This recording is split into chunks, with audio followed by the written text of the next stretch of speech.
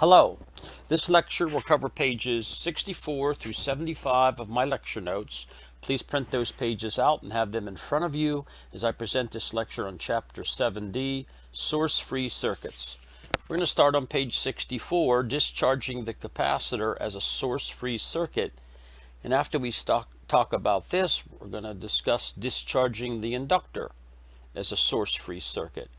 I want you to notice here on this circuit that we're going to start out in position number 1. In position number 1, we're going to charge that capacitor to a voltage of E. Now that'll happen all well before t equals 0, and we're going to let that reach a steady state, so we're not going to look at any transient on charging that capacitor. So we're going to assume that that switch is in position number 1 for a very long period of time, or at least 5 time constants.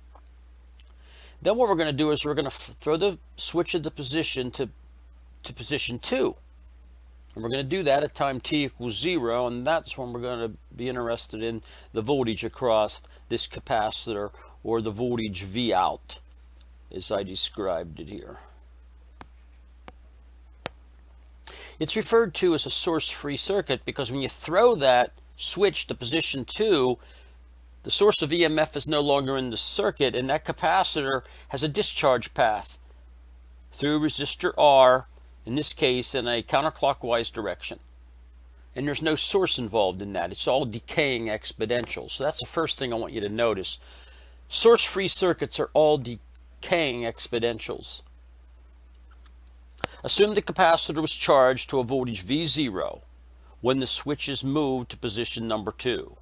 If you take a look at that circuit when the switch is in position 2 by Kirchhoff's voltage law, you end up with V of C minus R times I of C. V of C minus R times I of C is equal to 0. That's just Kirchhoff's voltage law.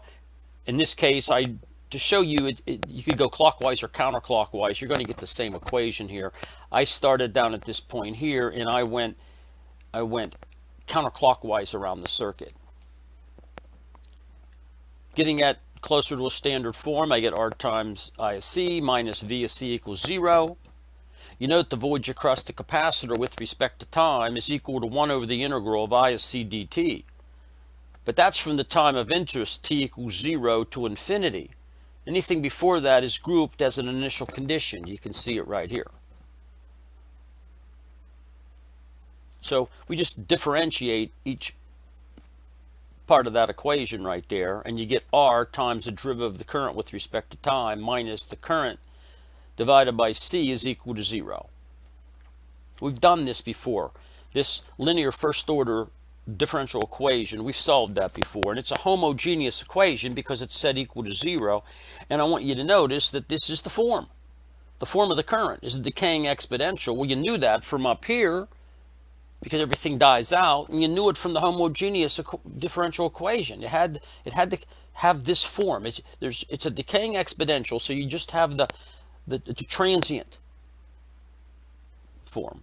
And this value here is K2. This V0 over R is the K2. That's current. The only significance of that minus sign that I'm putting here is the initial current charging went in this direction. It went in this direction when it charged. And this value of IC that I have shown right here in a counterclockwise direction, I of C, it's opposite the original current. That's the only significance of this minus sign here. That V0 is the initial value of the voltage on the capacitor. That's the initial condition. So keep in mind, on this circuit up here, VC of 0 minus is equal to VC of 0, which is equal to VC of 0 plus, and that's all equal to E, the value out here. So all the voltages in this circuit, both on the resistor and the capacitor, and the current in that circuit are all decaying exponentials. So if you take a look here, When the circuits are more complex, tau is not equal to R times C, and tau is not equal to L over R. But tau is equal to the Thevenin resistance as seen by the capacitor times C, and tau for an inductor is L over R Thevenin, where this R Thevenin is the resistance seen by the inductor. Keep that in mind. These always work.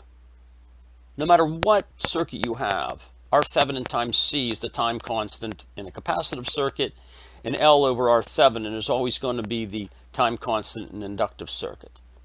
These equations will always work. For example, I want you to find VC at T and IC at T if the switch is closed at T equals 0 for this circuit. I want you to notice when this is open here, before T equals 0, that the initial condition, voltage across the capacitor at time T equals 0 is equal to 0 volts. Therefore, the initial condition is equal to 0. That's what I'm telling you here. So what we want to do is we want to find the value of voltage across that capacitor right there. Well, before you even look down here, I want you to think in terms of the voltage across that capacitor. Is the voltage of across that capacitor a rising exponential or a decaying exponential? And you should say that the voltage at this point right here has to be a rising exponential. And what about the current? What about the current in that circuit? Decaying exponential or rising exponential? Don't even look down here. It has to be a decaying exponential, because as time goes on, this looks more and more like an open circuit. Until you can see these points of view, you're going to have trouble getting to these equations down here. I really do think you will. In this case up here, tau is equal to R Thevenin times C. Well, R Thevenin, as seen by the capacitor. So reduce all sources to 0, take the capacitor out, and look back into that circuit. Does everybody see that the Thevenin resistance is 5K? So you take 5K times C, you get 25 milliseconds. You know that this has to be, for the voltage up here, you know it has to be a rising exponential. So either you go to this form directly, or you use this expression right here that I've shown you many times, and just find your voltage or your current, whichever particular equation you're trying to find here. Let's assume it's this voltage. Find the voltage at infinity and find the voltage at 0 plus. And there's voltage of infinity again. And just plug them into this equation. And you end up with this. The current looks like this.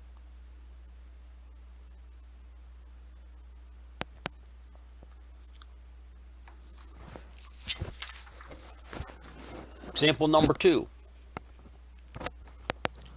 Find VC at T if the switch is thrown to position 1 at T equals 0, and I'm telling you there are no initial conditions here. So originally you're at position 2, and you throw this to position number 1 at T equals 0. Find VC at T if the switch is thrown to 1 at T equals 0. Initial condition VC is 0 equals 0. First thing I do is calculate tau as seen by this capacitor when it's in position number 1. I think you can see that it's going to be, I hope you can see that it's 6K in parallel with 3K as you reduce this source to 0, which shorts it out. It puts the 6K in parallel with the 3K looking back in from that capacitor. If you work that out, you're going to see that you get your 2K times 100 microfarads, you get 0.2 seconds. 0.2 seconds is the time constant. Since the charging curve has to look like this,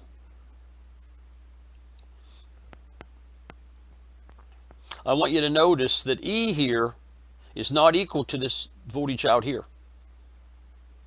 What's the most value this voltage can ever get up to here? E is not equal to 12, but E is equal to 4 volts. The voltage at this point that it's going to charge to, it's only going to charge to that point. Take the capacitor out of that circuit. T equal infinity, that goes away. It's an open circuit. So just Calculate the voltage at this point with respect to ground at t equal infinity. You get 12 times 3 divided by 9. It's going to be 4 volts. 4 volts is the most you're ever going to get on that capacitor. You can never get to 12 volts because of this voltage divider here. So there's your expression for voltage across the capacitor with respect to time. 4 times 1 minus e to the minus 5t. I just put the 0.2 seconds in from the denominator to the top. And I want you to find VC at 0.2 seconds. That's one time constant. You work it all out, you get 2.53, but that's 63.4%. And at 1 second is exactly 5 time constants. You could put it into this equation, or you could just say, you know, for all practical purposes, it gets to 4 volts. Example number 3. Find VC at t for t greater than 0 for this circuit.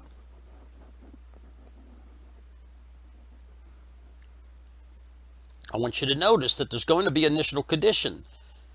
Before t equals 0, this switch is in the position shown. This circuit's shut here.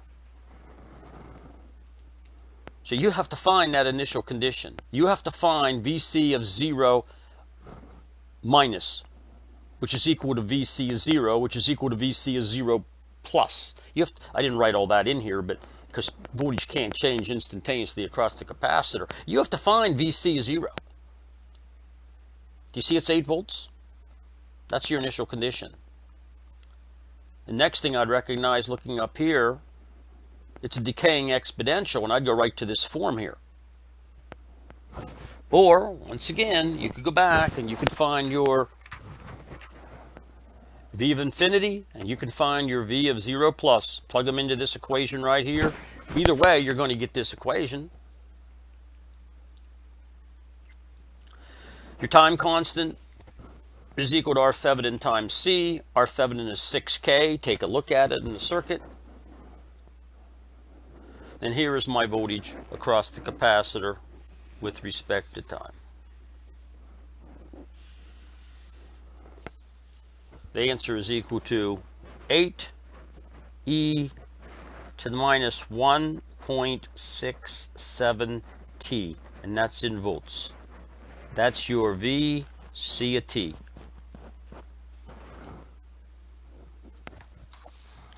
And your answer to that circuit for t greater than 0.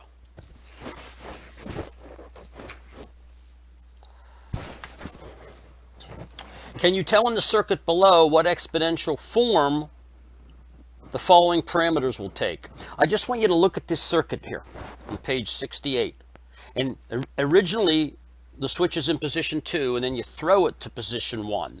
And you throw it to position 1 at time t equals 0. That's when you throw it here to that position. That switch gets thrown to position number 1 at t equals 0.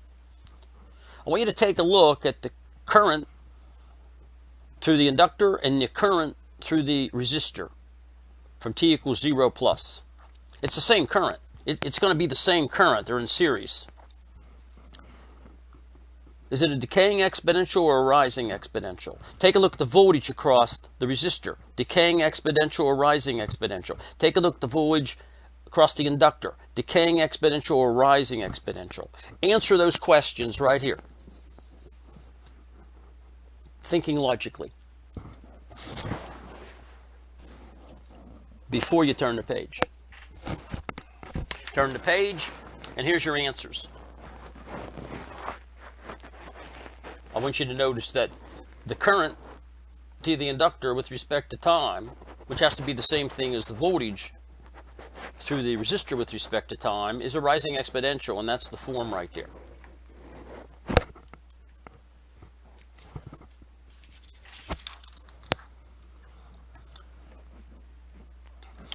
Since R over L is a finite value, the current through an inductor cannot change instantaneously. Remember that. That's why, that's why we can go through most of this knowing for an initial condition what we have to start with, which is 0 amperes. What about the voltage? The voltage is a rising exponential. There's the form.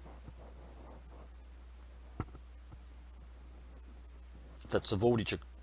That's the voltage across the resistor. The voltage across the resistor is directly related to the current through the resistor. Remember that? So if the current is a rising exponential through the resistor, the voltage across the resistor has to be a rising exponential. And by Kirchhoff's voltage law, if you write it around the circuit, you can see that the voltage across the inductor has to be a decaying exponential, but you probably already knew that. Because as time goes on, that inductor looks more and more like a short circuit. There can't be any voltage across it. It goes to zero. Discharging the inductor as a source-free circuit. Same type of analysis right here. Almost identical analysis. Except we're going to be using an inductor here.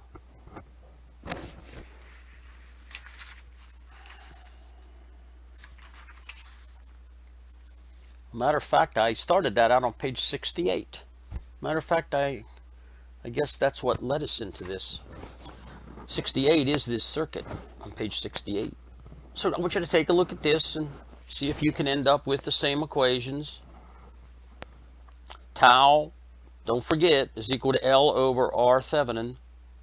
Remember in general to evaluate the time constants K1 and K2. You know, this always works. This will always work, this analysis here that we looked at many times. But if you could recognize whether it's a decaying exponential or a rising exponential simply by remembering that initially a capacitor will look like a short circuit, and initially an inductor looks like an open circuit, and at t equal infinity, if you take a look, that capacitor is going to look like a open circuit, and the inductor will look like a short circuit.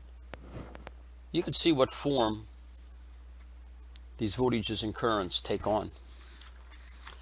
Example problem number 1. There's not an initial condition here. Notice that's going to be open. With that being open, the current to the inductor with respect to time is 0. Therefore, the initial condition is 0. And I wanted you to, in the following circuit, give the equations and sketch the values for the current to the inductor and the voltage across the inductor if the switch is thrown at t equals 0. Then find the current at 1 millisecond and the voltage at 2 milliseconds. And there's the solution to the problem. Example number 2.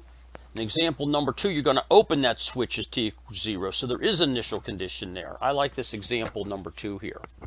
Take a look at this and notice originally that switch is here. And there is an initial condition.